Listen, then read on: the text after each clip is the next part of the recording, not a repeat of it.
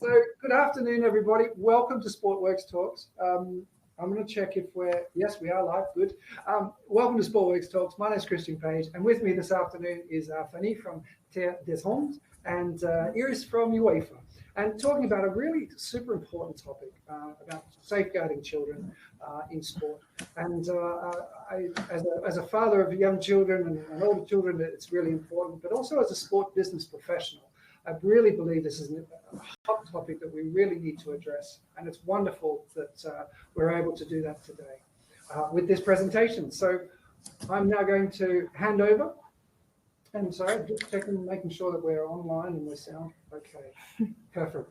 So thanks for joining us. I'm going to hand over to Fanny and Iris for the presentation. Thanks a lot, Christian. Thank you, Christian.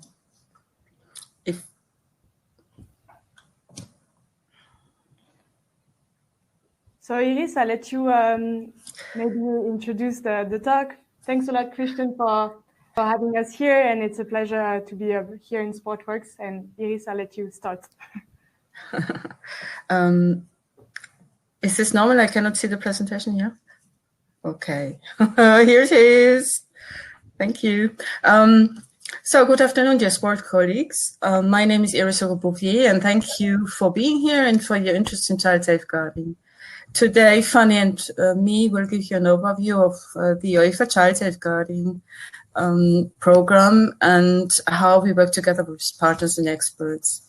You will learn what situations can be of risk to children in sport, in particular football. Also, we will explain the strategical approach and the tools developed. Coming to myself, I've been working for UEFA since '95, starting in the legal department, moving on to the executive office before joining the UEFA Football and Social Responsibility Unit. And I am entrusted with the UEFA Child Safeguarding Program since 2017. Together with our partner, Terre des hommes, we will fulfill our promise to support our national associations in implementing preventive and responsive actions to ensure that football can be played on enjoyable, safe and positive grounds.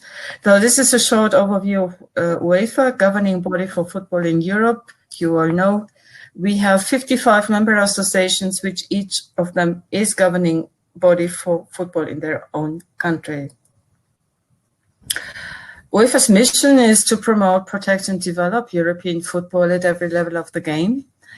And promote the principles of unity and solidarity. When it comes to safeguarding, we wish football to be a safe, positive and enjoyable experience for all young players and children involved in football. We consider that we have to take the responsibility for making sure that our staff operations and activities protect children at every level of the game. So now I pass on the floor to Fanny Bellier, my colleague from Terre des hommes. Thanks a lot, Iris. So I think you're all familiar with UEFA, but you might not know our organization, Terre des hommes. So Terre des hommes is a Swiss leading organization in child protection. Our goal is to steadily improve the condition of the most vulnerable children all around the world, as you can see on this map. Through our health, protection and emergency relief program, we provide assistance to more than 4 million children every year in around 40 countries. We also committed to prevent harm and abuse in our operation and all of our activities. This is why we are part of a global organizations such as Keeping Children Safe and put it at the heart of our activities and intervention. Then you might wonder why we are also involved in sport.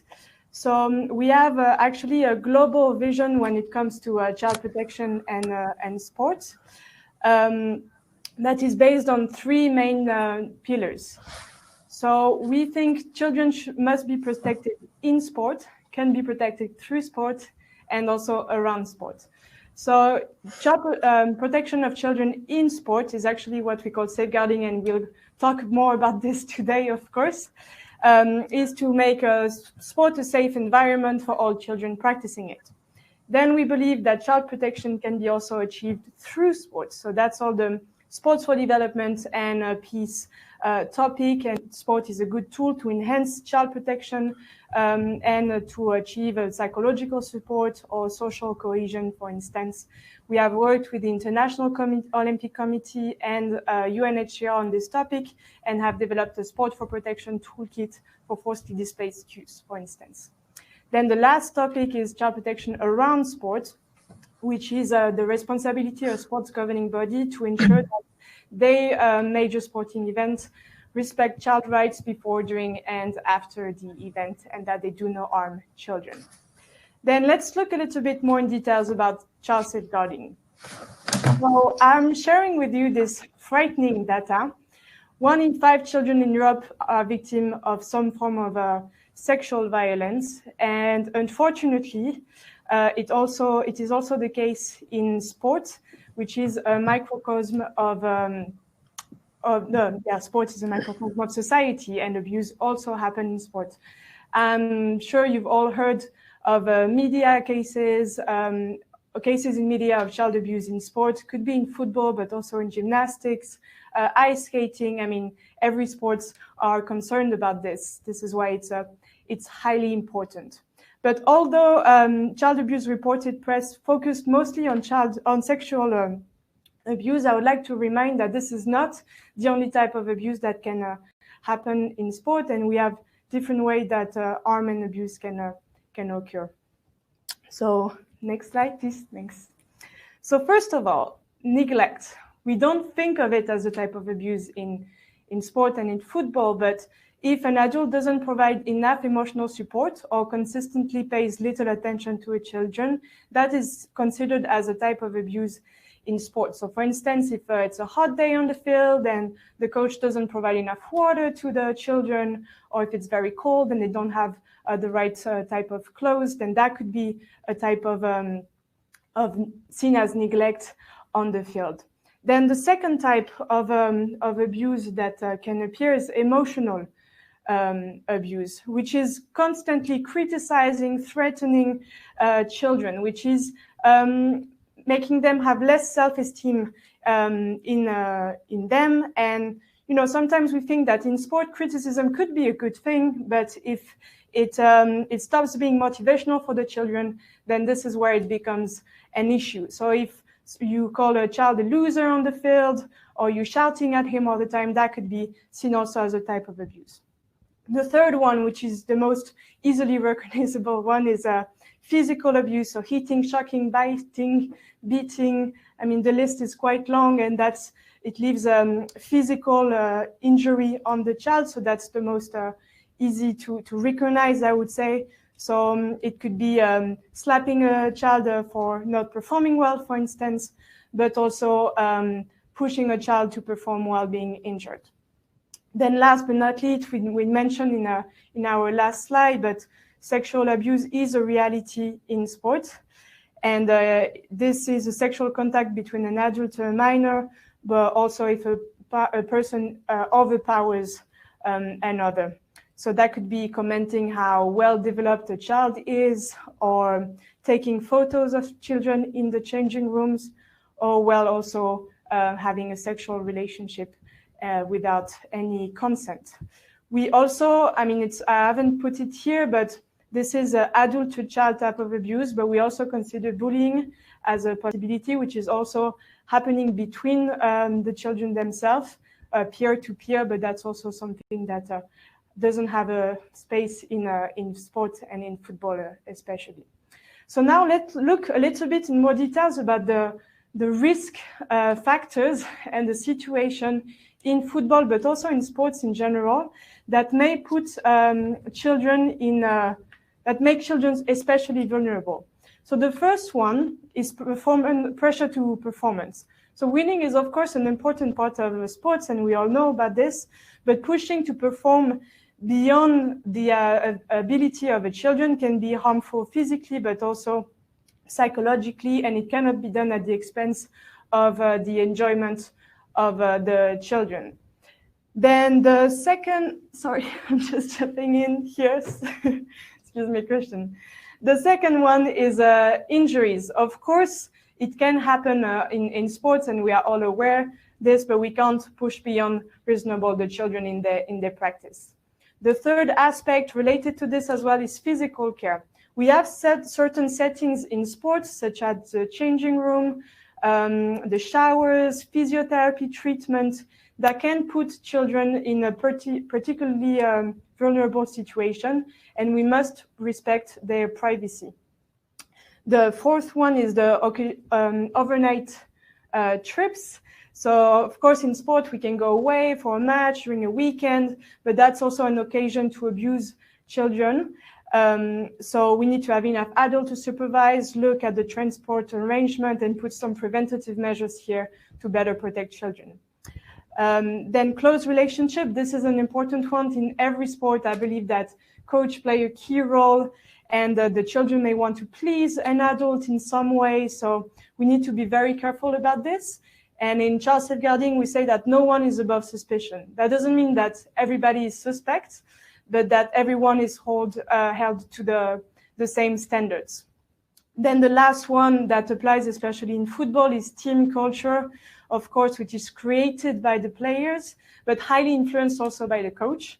So respect can be at the heart of a team and very important, but same thing as bullying may be something that is promoted within a team. So that's also something that may put children particularly at risk.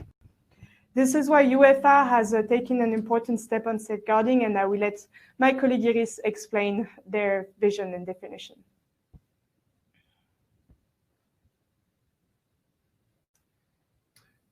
Iris, I think you're on mute. So maybe we at UEFA define safeguarding as our responsibility to ensure that football is a safe, positive, and enjoyable experience for children, and that all children are kept safe from harm, including abuse, when involved in football in all capacities and at all levels. Together with Terre, we have a joint commitment. Our objective is to raise awareness, educate and build capacity among our national associations, and strengthen the safeguarding infrastructure of our national associations. What did we do? How did we approach this child safeguarding?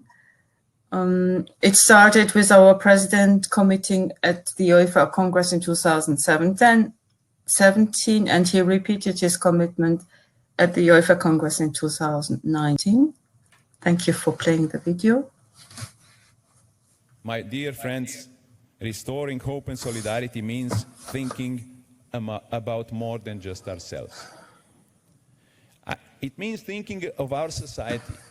It means thinking about our children, about future generations, and about our planet. This is why we launched the Equal Game campaign, promoting access to football to all, regardless of disability, background, religion, or sexual orientation. This is why, with your cooperation and the help of an NGO specializing in this field, we have launched a child safeguarding program designed to ensure that children are never subjected to abuse of any kind in a football-related context.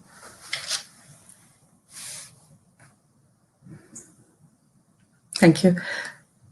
So, quickly to give you an overview where we are now and what our journey was. When we started in 2017, we had a tender process, selected our consultative partner, Terre. The consecutive year, we consulted among national associations and cross-divisionally. We were also part of the FIFA consultation. All this input fed into the UEFA policy, child safeguarding policy, which the UEFA Executive Committee approved in 2019. And in 2020, this year, we launched the UEFA Child Safeguarding Toolkit and started our capacity building in national associations. In particular, this week, we are training all child focal points in national associations, and we will pilot national associations.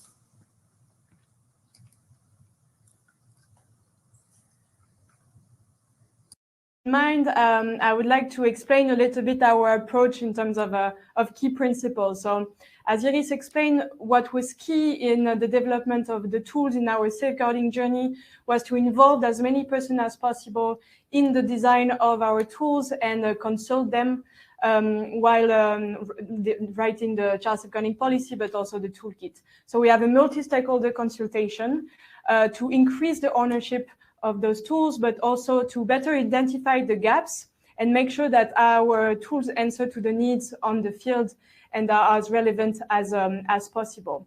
Then we haven't started from scratch. There are already a lot of good practices in place, and we've tried to build upon those good practices and not reinvent the wheel.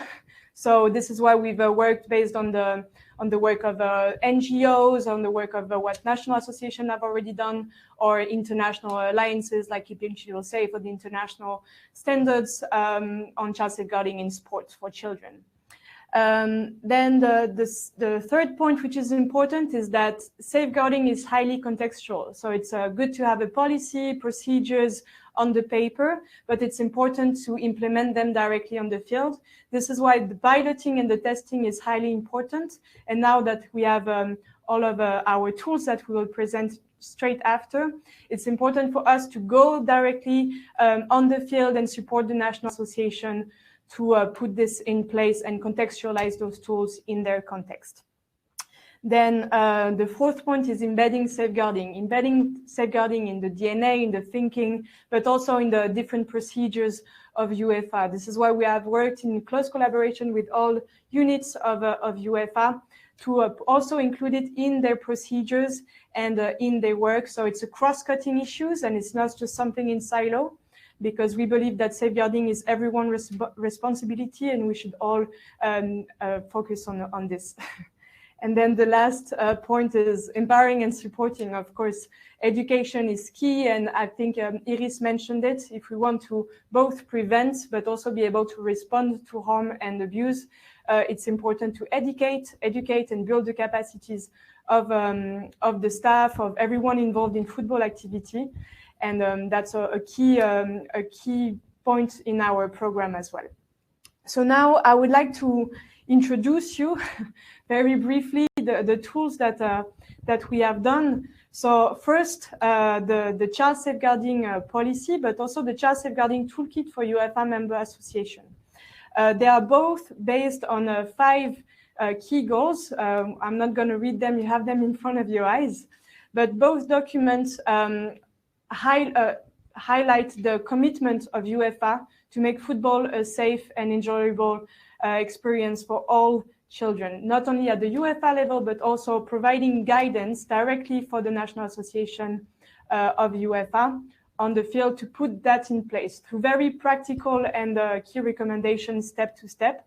And those standard step and best practices, we believe and we hope will lead not only to successful but also sustainable policies and procedures to both prevent and respond to any case of abuse. Those tools are complementary. We don't think they will replace the existing good practices on the field, but they can reinforce what is already existing. Then policies and procedures is one thing, but it's also very important to walk the talk, as we say. This is why we have developed an online platform to enhance the knowledge, skills, and capacities of all the persons involved in football activities. This was also the result of extensive consultation, because we have seen it was a gap to have a knowledge center dedicated to the topic, where we have put all the news related to the topic, but also we have a section dedicated to the learning that I will explain a bit right after, but also a place to connect and exchange and build bridges between the person to better work together on this important topic. So about the learning, we have developed specific educational module, because it's having a policy, it's not enough, but to put it in place, it's important to be aware and be educated and know how to identify a case of harm and abuse, but also be able to respond to it. So we have developed 4 online modules, which are open to everyone, accessible in 4 languages, English, French, German, and Russian. One awareness raising module, 15 minutes, very short, will make you think a little bit about those case scenarios that can happen in football and in sports. And also 3 more in-depth modules, one for staff, one for coaches, and one for child safeguarding focal point, that go a little bit into more details through very concrete scenarios one more time, and a lot of gamification elements to enhance your knowledge about this, as I said, both on preventative and responsive actions that you can take. So we encourage you to go on this website and learn yourself. If you can do the next slide. As I said, child safeguarding is everyone's responsibility. So we encourage you to also be a child safeguarding champion and act on this. So go learn new stuff, raise awareness around you, go take a training, network with other person, because no matter if you're a coach, professional in sports, or just, as Christian said, the father of a young person playing on the field, every weekend, we all have the responsibility to better protect our children on the sport field. Thank you very much for your attention. You have our contact details if you have any questions to take, but I think this is the moment to answer to your questions if you have any. Great. Okay, what a fantastic presentation. Thank you both so much for all of the information you were able to pass on in a very quick 20 minutes. As we always say, the challenge with these presentations is that we don't have enough time to cover everything, but hopefully it gives you enough information. There's certainly some great links to the information that's available on what is a vitally important topic. So thank you both for sharing and making us more aware. I always say, I think one of the greatest things I've gained out of participating in the SportWorks talks is that it is about creating awareness and learning about the programs that are available. So again, I thank you both for the work you're both doing on this, and for coming and sharing the program. Now you mentioned, as we were discussing earlier, the program's now been running for 1 year. The policy's been released for 1 year, coming up to 1 year's anniversary.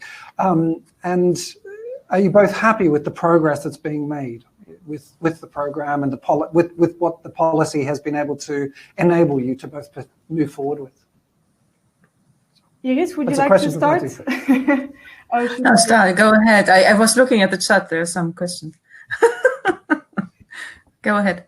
Yeah, I think, it's been a fantastic journey, and what's very empowering is that we are combining our 2 expertise to bring this topic forward and better protect children in sports.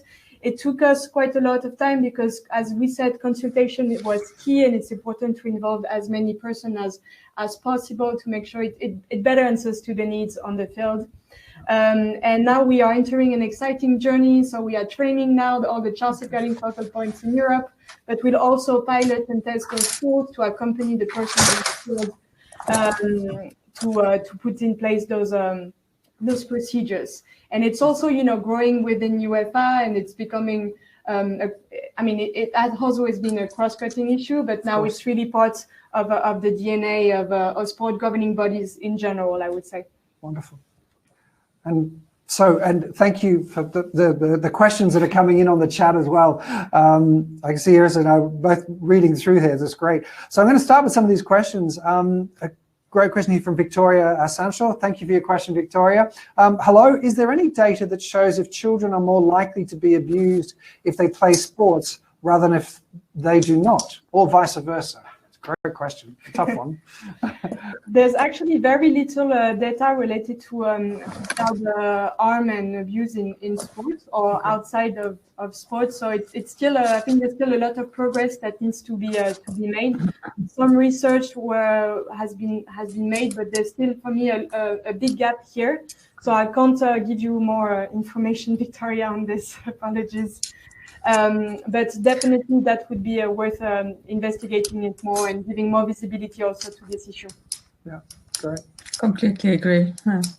This is research is some of the missing, some of the gaps. Mm-hmm.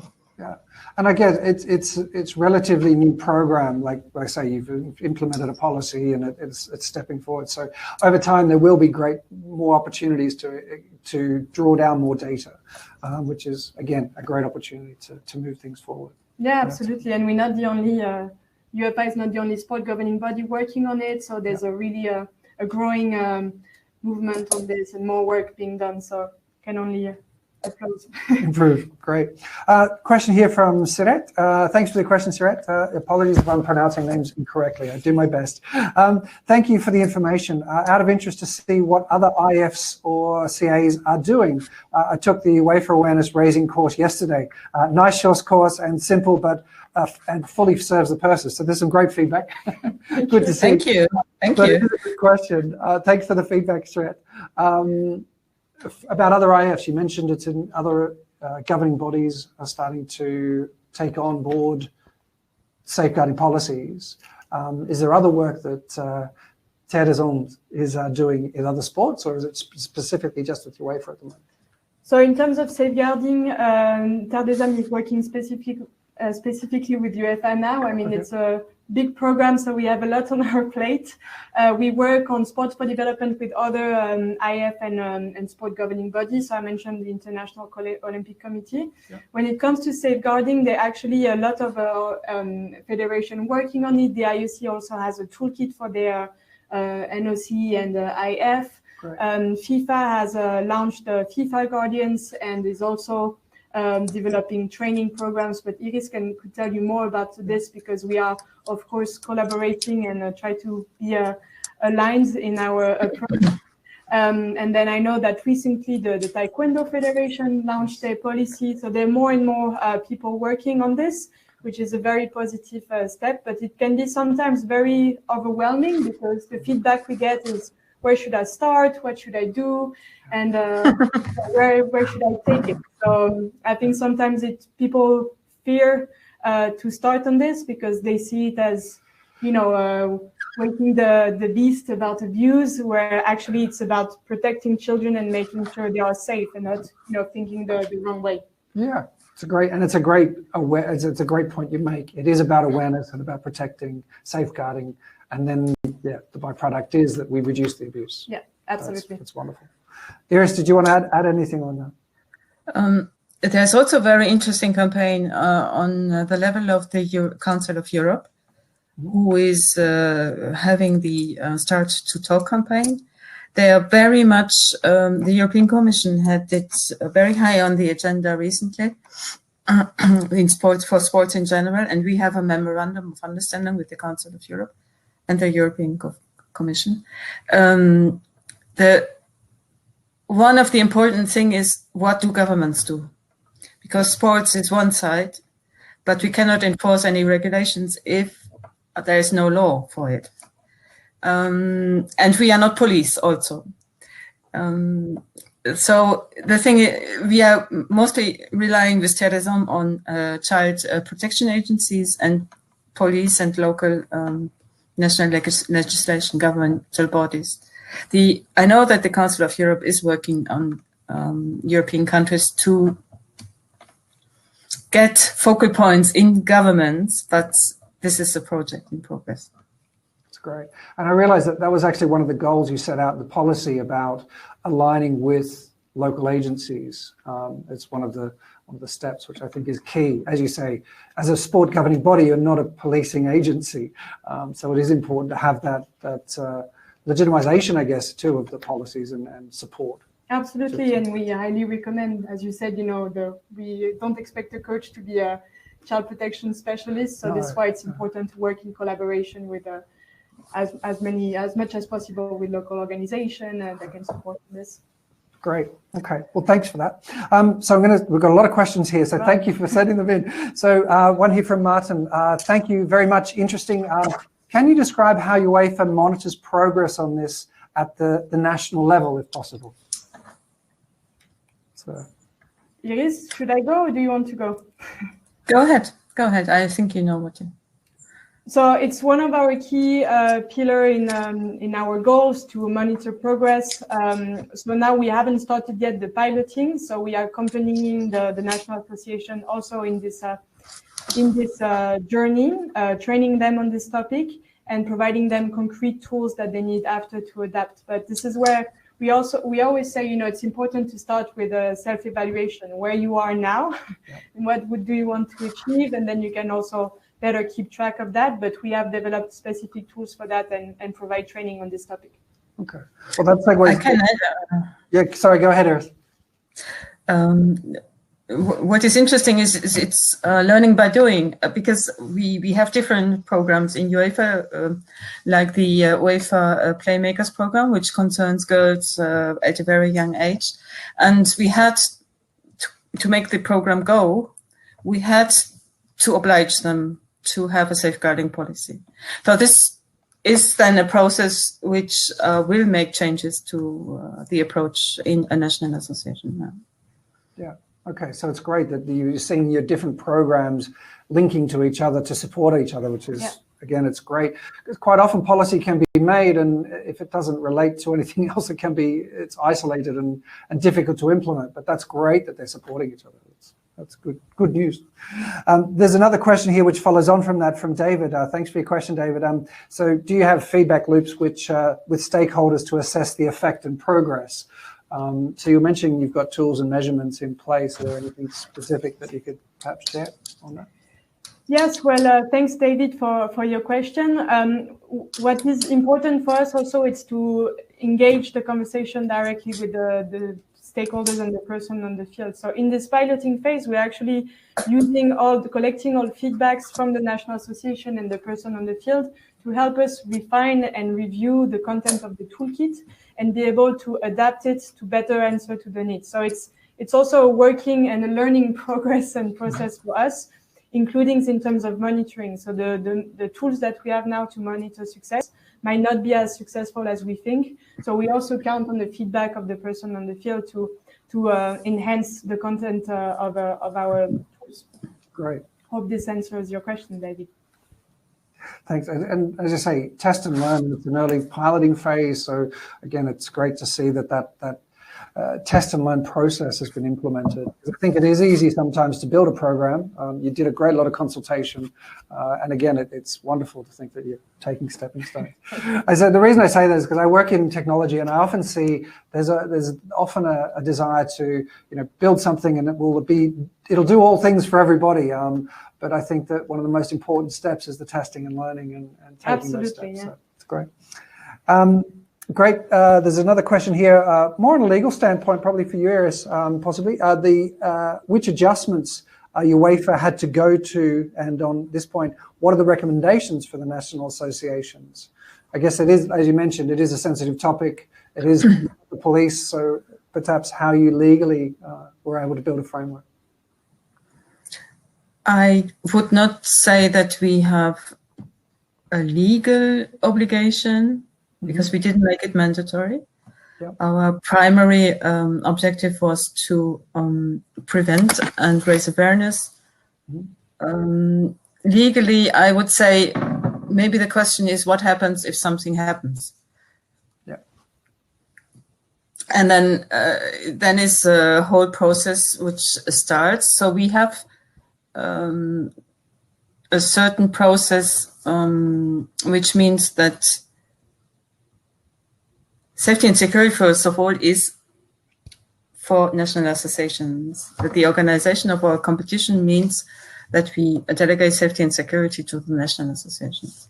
Yeah. So if something happens within our competitions, it could well be youth competitions, or but it happens always in national associations. So what we do, we we try to embed safeguarding in the event organization. Yep. So that we have regulations or framework when something happens, that we know where to go. Great. And we will have, of course, training and capacity building for each and everybody. I wouldn't say legally. No, it's a bottom-up approach, if you want. Yeah.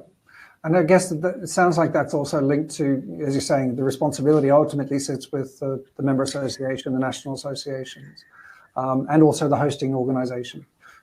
But again, by what you're indicating, it sounds like that's written into, if you've got the policies and procedures. And again, this is one of the benefits of having such a strong policy document and engagement at the highest level. It makes that much easier to then pass that on through the organization. Yeah, it's absolutely vital that you have guidelines, because otherwise you can get easily lost. Yeah, and as we all know, there's so many guidelines to how to host an event. I work on the technology side, and knowing that the frameworks that we put in place to ensure that the events effectively happen.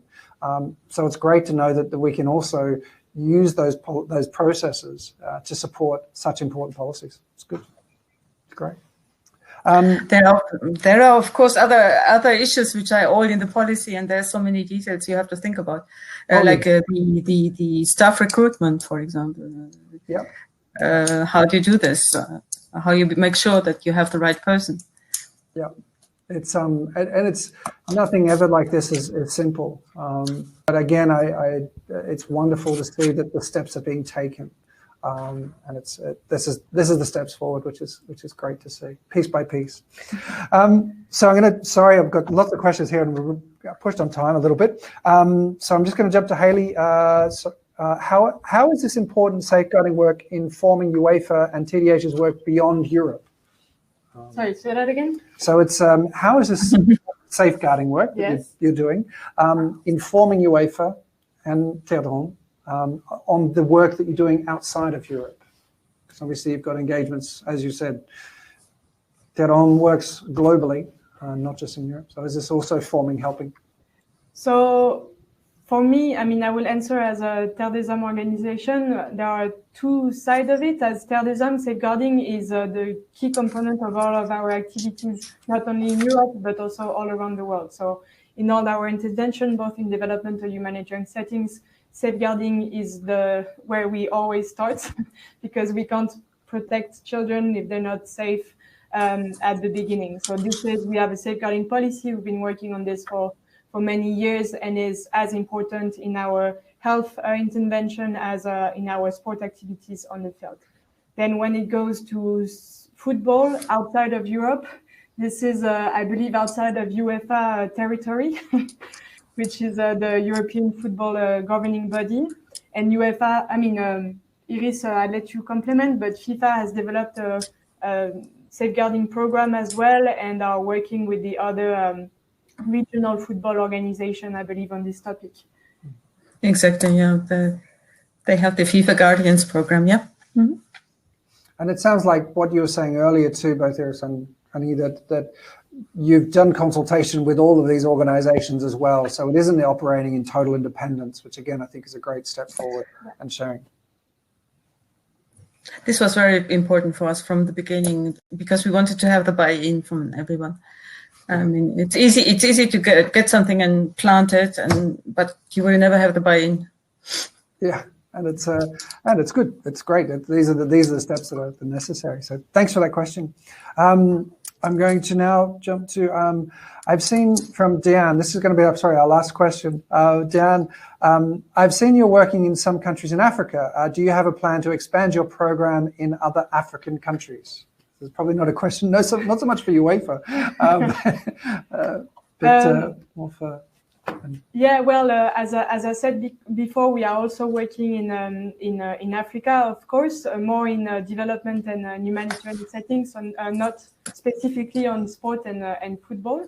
We have some sport activities, but more as a tool to enhance child protection and use it as a sport for development and peace, with this objective in mind. And safeguarding is, of course, the basis of all of our programs. And when it comes to extending it to football in Africa, then this is, I believe, the FIFA territory, I would say, as I know they are working with the African Football Confederation on this topic.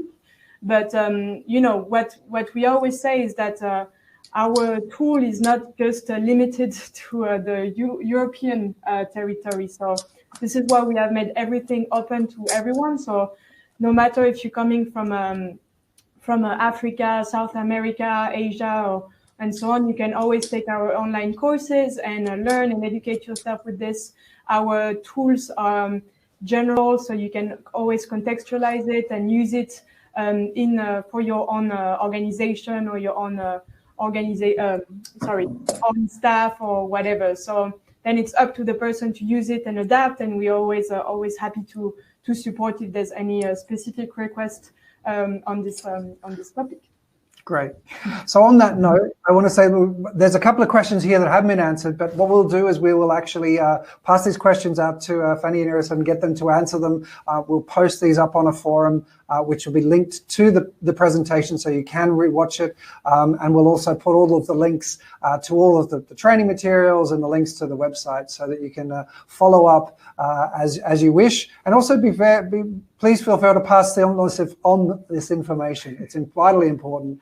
And I really think it's great work that's being done here. So let's pass it out. So I want to say, Iris, thank you very much for joining us from Ninion today.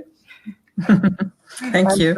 And thank you for coming into the studio. Absolute pleasure both having a great presentation. And thank you all for participating and joining us online. Great to have you all with us. And as I just mentioned, all of this will be available on sportworker.com/talks, and you'll be able to find all the information about this talk today. So from all of us here, thank you for joining us, and we look forward to seeing you again soon. All the best. Thank you. Thank you. Thanks, everyone. Bye.